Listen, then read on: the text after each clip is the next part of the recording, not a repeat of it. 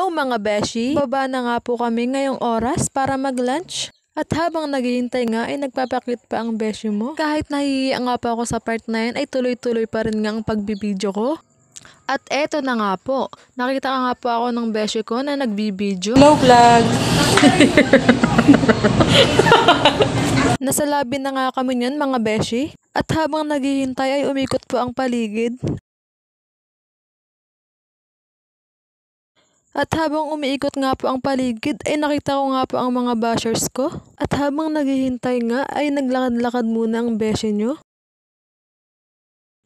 At sa wakas, andito na ang mga beshi ko. Naglalakad na nga po kami niyan papuntang karinderya. Medyo malayo nga rin pala ang aming kakainan.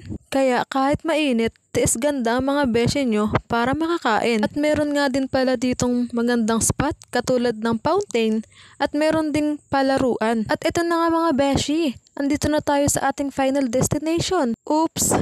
Yun na ang mga beshi ko, siksika na. At nakapili na nga po kami ng kanya-kanya naming mga pagkain. At ayan na nga po, nasa lamesa na lahat. Mga beshi, kain po!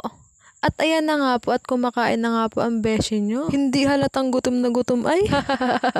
At ayan na nga, pinahili na nga po ang ulam.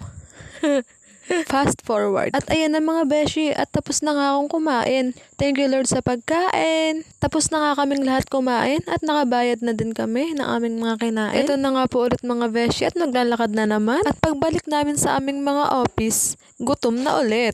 At habang naglalakad nga ay hindi mawawala ang mga kwentuhang pangmalakasan at tawa ng walang humpay. Alat na! Paakyat na nga kami mga beshi sa aming opisina.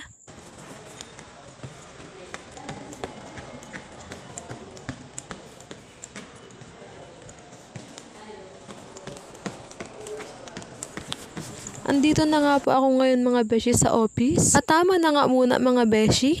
Magtatrabaho na ulit. Bye mga beshi. Sa uulitin. God bless.